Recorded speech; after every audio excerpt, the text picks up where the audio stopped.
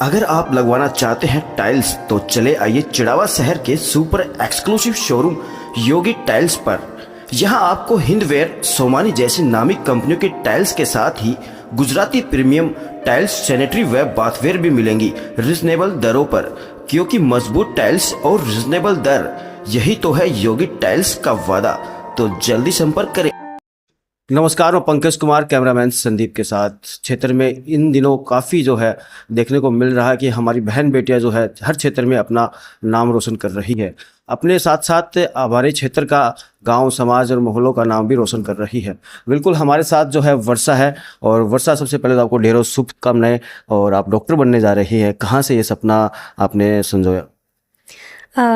मेरा खासकर इस फील्ड में कोई ज़्यादा इंटरेस्ट नहीं था। मेरे मम्मी पापा ने मुझे कहा कि ये वाली जो लाइन होती है, डॉक्टर वाली लाइन, ये मतलब गर्ल्स के लिए ज़्यादा सूटेबल होती है, इन केस बहुत ज़्यादा सेफ भी होती है ये लाइन करना। तो वहीं से मुझे ये आइडिया आया था कि ये फील्ड लेनी है। बिल्कुल। आपके माताजी और पिताजी जो है वो टीचर हैं, अध्यापक हैं, और उनकी लाइन अलग है और आपकी तो बिल्कुल ही अलग हो गई। तो इसके पीछे जाने का और कोई मोटिव माताजी ने या पिताजी ने कहा हो कि ये फील्ड ज्वाइन करो? मेरी मम्मी जो हैं, उनका 12th तक उनके पास भी बायोलॉजी सब्जेक्ट, मतलब साइंस सब्जेक्ट ही था। उन्होंने भी पीएमटी की तैयारी करी थी, बट फॉर सम रीजंस नहीं हो पाया उनका क्लियर। तो एक उस तरफ से मम्मी का ये था कि अगर जो सपना मैं पूरा नहीं कर पाई, वो अगर तू आगे परस्यू करे तो बहुत सही रहेगा। तो बिल्कुल ये माँ का सपना है जो आप पूरा करने जा रहे हैं। हाँ हाँ। और कैसे क्या? पापा का भी बहुत ज़्यादा सपोर्ट रहा है इसमें, क्योंकि मुझे इंट्रोड्यूस नीट से पापा ने ही करवाया था। मतलब टेंथ के जैसे एग्ज़ाम्स नहीं हुए थे, मेरे कैंसिल हो गए थे उस टाइम पे। तो उसके बाद पापा ने मुझे एलिन के बारे में, जहाँ से मैंने कोचिंग की थी, उसके बारे में बताया था, नीट के बारे में बताया था। तो मम्मी पापा दोनों का इसमें तो मम्मी ने तो आपकी काफ़ी मदद की होगी कि उनके पास भी बायोलॉजी थी और आपके पास भी। हाँ, बहुत ज़्यादा। मतलब इनिशियली क्योंकि कुछ ऐसे टॉपिक्स होते हैं जिसमें बहुत कुछ याद करना होता है, तो फिर मैं एक नाम याद करती जाती थी उन चीज़ों का। तो मम्मी ने ये बताया कि इनके तू नोमोनिक्स, मतलब छोटी छोटी चीज़ें, जैसे बहुत सारे नाम हैं तो उनके इनिशियल्स को लेके कुछ ऐसी लाइंस बना ले जो तू आराम से याद कर पाए। तो उसमें मम्मी ने बहुत हेल्प की मेरी। तो बिल्कुल एक माता का खास तौर पर अपनी माँ का पढ़ाई के ऊपर ध्यान देना काफ़ी ज़रूरी है। अगर माता पढ़ी लिखी है, पेरेंट्स पढ़े लिखे हैं, तो बच्चे को आगे तरफ लेकर जा सकते हैं। बिल्कुल बहुत ही अच्छी बात है। और आपके तो डबल फ़ायदा है कि माता जी अध्यापक भी है, तो मतलब आपकी मदद करते थे, टीचिंग कराते थे आपको आपकी माता जी। तब पिटाई विटाई भी होती थी क्या? नहीं, पिटाई तो नहीं हुई मेरी इतनी ज़्यादा। नहीं हुई कभी भी? नहीं। अब बताओगे नहीं यहाँ पे? नहीं, सच में नहीं हुई। मारा हुआ कभी तो? नहीं, कभी नहीं मारा। इसको ज़रूरत नहीं पड़ी। ये हमेशा से ही अच्छी रही है पढ़ाई में, तो ज़रूरत नहीं पड़ी इस तरह की। बस इसको ये बताया था कि ये कर ले बेटा, ये सेफ रहेगी लेडीज़ के लिए। ये IAS मैंने कहा वो बाद में करती रहना, तू एक बार ये फील्ड सही है तेरे लिए। तो इसने और जो फील्ड है वो आपको अनसेफ क्यों लगती है? अनसेफ की बात नहीं है। जैसे इसमें ना एक गारंटी है एक टाइम की कि आप अगर इसमें आगे परस्यू करते रहोगे तो फाइनल है कि हाँ, आपको जॉब्स, मतलब इसमें कंफर्म होता है कि मिल जाएगी, ऐसा कुछ होता है। कुछ और नहीं तो आप अपना खुद का हॉस्पिटल भी सेटअप कर सकते हो एक्सपीरियंस के बाद। और फील्ड्स में वो सिक्योरिटी थोड़ी कम होती है। जैसे मेरे को इंटरेस्ट था IAS बनने में, तो उसमें आजकल मम्मी, मतलब ऐसा हम देख रहे हैं कि बहुत ज़्यादा कंपटीशन बहुत ज़्यादा बढ़ रहा है। बहुत लोग, मोस्टली डॉक्टर्स, इंजीनियर्स, जितने भी लोग हैं, वो सब उसी फील्ड में आगे अपने आप को लेके जा रहे हैं। तो वहाँ से मतलब इन लोगों का आइडिया मैंने सुना कि ये ज़्यादा सेफ रहेगा। पहले 12th में कितने % नंबर आए? मेरे 12th में 94%। 12th में भी अच्छे हैं? हाँ। और इसमें कौन सी रैंक रही? इसमें मेरी 2947 रैंक आई है, मतलब 2940। कौन सी फील्ड जो आप इसमें चुनना चाहेंगे? डॉक्टरी के अंदर भी काफ़ी चीज़ें, काफ़ी डिपार्टमेंट है इसके अंदर भी। वो अभी मैंने कुछ ऐसे डिसाइड नहीं किया है। वैसे तो मेरा इंटरेस्ट कार्डियोलॉजिस्ट बनने में, जो मतलब हार्ट रिलेटेड डिजीज़ को देखता है। उसमें क्यों है? मेरे जो नानी और नानू हैं, उन दोनों की जो डेथ हुई थी वो हार्ट अटैक से हुई थी।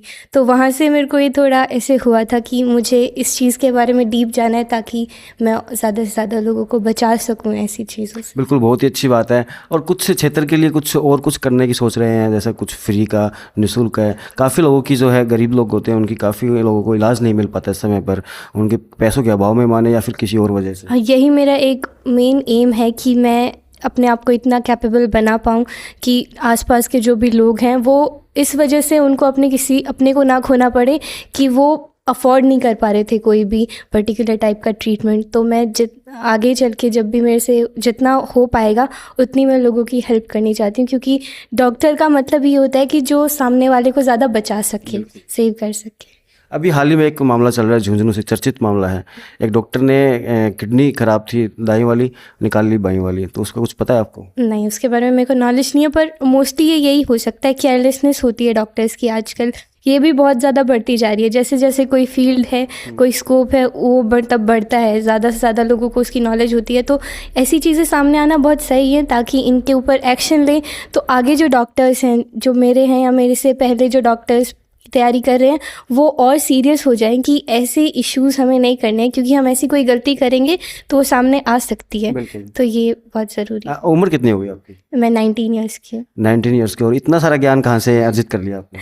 ये बस मतलब मॉम डैड ही बताते रहते हैं, सिखाते रहते हैं कि सिर्फ पढ़ाई नहीं, बाकी जो चीज़ें होती हैं उनमें भी अपने आप को ढाल के रखो, लोगों से जुड़ाव महसूस करो, तभी तुम लाइफ में आगे जा पाओगे। जब तक तुम कुछ भी बन जाओ, अगर तुम्हारी इज्जत नहीं है और तुम दूसरों की इज्जत नहीं करते, तब तक उसका कोई फ़ायदा नहीं है। बिल्कुल, वर्षा जो है एक अच्छी सीख दे रही है आप सभी के लिए, पेरेंट्स के लिए, बच्चों के लिए। अब मुझे ये नहीं पता कि इसने रट्टा मार रखा है या फिर वाकई में इसके दिमाग में ये चीज़ चलती रहती है या फिर इन्हें कुछ सीखने को मिला है, लेकिन ये बच्ची जो कह रही है, वर्षा जो कह रही है, वाकई में समझने लायक बात है और सोचने लायक बात है। क्या बच्चे को क्या कुछ सिखाते रहते हैं आप लोग?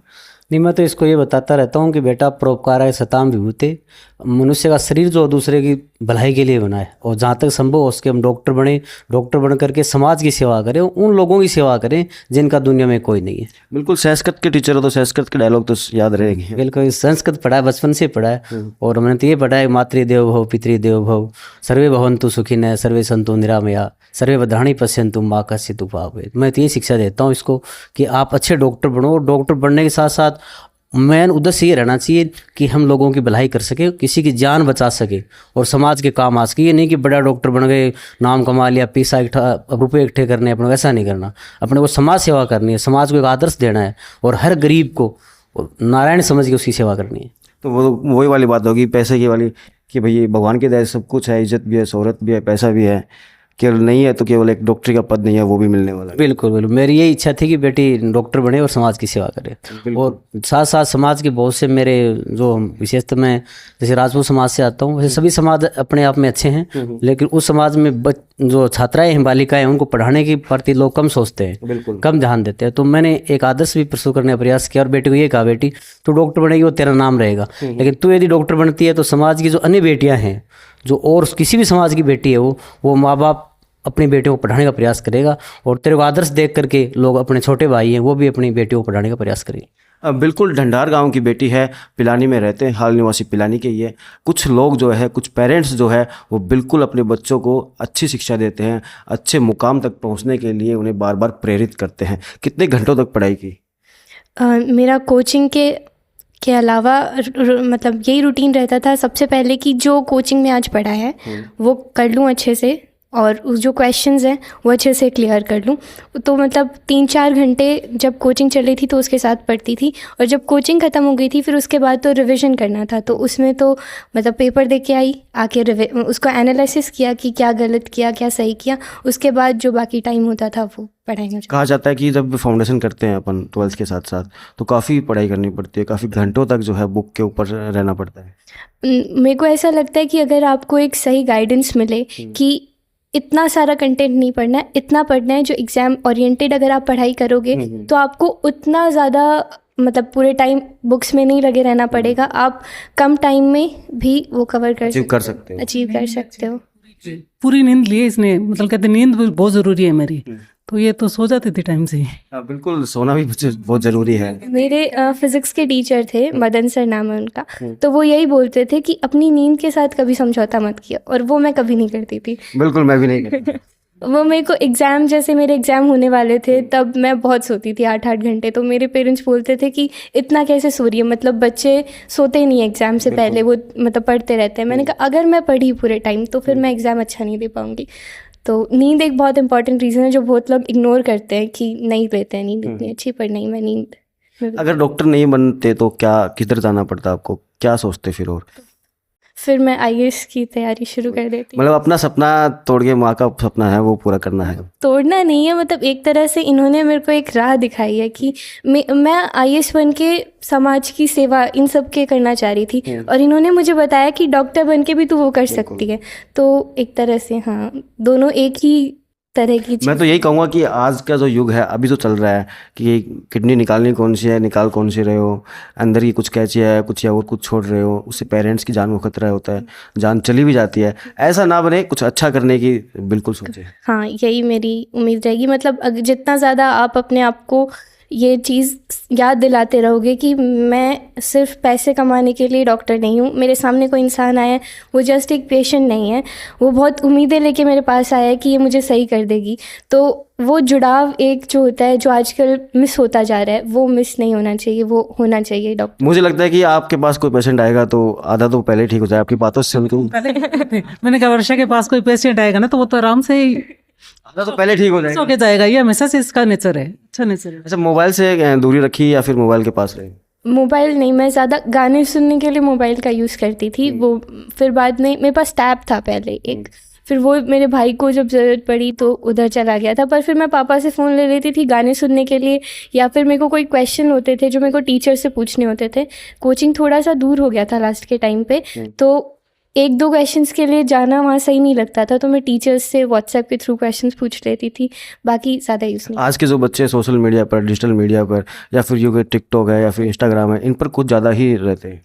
हाँ रहते हैं, बट एक तरह से देखा जाए तो ये पॉजिटिव साइन वो यूज़ कर सकते हैं इनका। जैसे बहुत सारे ऐसे टीचर्स हैं, बहुत सारे ऐसे भैया और दीदी हैं जो मतलब अभी MBBS कॉलेजेस में हैं, और वो बहुत मोटिवेशनल चीज़ें, क्रैश कोर्सेज वो सब लॉन्च करते हैं, तो वो उनका यूज़ कर सकते हैं। बाकी चीज़ों से फ़िलहाल खुद को जितना दूरी बना लोगे उतना सही है। मेरे मम्मी पापा हमेशा ये बोलते हैं कि ये जो हमारी उम्र है ये अभी मेहनत करने की उम्र है। अगर कोई इंसान इस उम्र में मेहनत नहीं करेगा तो उसको अपनी रेस्ट ऑफ द लाइफ, पूरी लाइफ स्ट्रगल करना पड़ेगा, और जो अभी स्ट्रगल कर लेगा वो आगे जाके सही रहेगा, उसको ज़्यादा स्ट्रगल नहीं करना पड़ेगा। और जो बच्चे जो आजकल जो काफ़ी यूज़ करते हैं इंस्टाग्राम का, फेसबुक का या सोशल मीडिया का, उनके लिए क्या करना चाहिए? उनके लिए बस मैं यही कहूँगी कि अभी मत करो, बहुत लाइफ रही है, ये चीज़ें यहीं रहनी है, कहीं नहीं जानी है।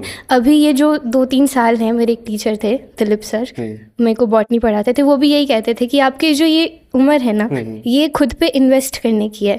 जितना हो सके अपने ऊपर ऐसी हैबिट्स डेवलप करो जो आगे जाके आपको पॉजिटिव आउटकम्स दें। तो वही है कि ज़्यादा यूज़ मत करो, और जितना ज़्यादा हो सके अपने आप पे काम करने की कोशिश करो, पढ़ाई और चीज़ों पर। बिल्कुल, काफ़ी अच्छा जो ज्ञान है वो आप लोगों ने बच्ची को दे रखा है। हाँ ठीक है, ये बच्ची हमेशा से ही अच्छी रही थी, तो हमने सोचा था कुछ तो करेगी, हमारा नाम रोशन करेगी। राज ने हमें सही साबित ही कर दिया, तो बहुत खुश हूँ मैं इसके लिए। तो मम्मी की खुशी का ठिकाना नहीं है, पापा का खुशी का ठिकाना नहीं है। संस्कृत में वो तो कुछ ना कुछ बोल रहे हैं, मुझे समझ में भी नहीं आ रहा। संस्कृत आती है समझ में आपको? मैंने 8th स्टैंडर्ड तक संस्कृत पढ़ी थी, उसके बाद उससे थोड़ी सी दूरी हो गई है। तो मतलब तो कुछ पापा मेरे को समझाते रहते हैं संस्कृत में, तो मैं अगर पापा कोई श्लोक बोलते हैं तो उसका मतलब पूछ लेती हूँ कि इसका मतलब बताओ क्या है, ताकि मैं समझ पाऊँ। तो ऐसे ही चलता रहता है। आपका जो पैतृक गाँव है ढंडार है, वो कैसा है, वहाँ के लोग कैसे हैं?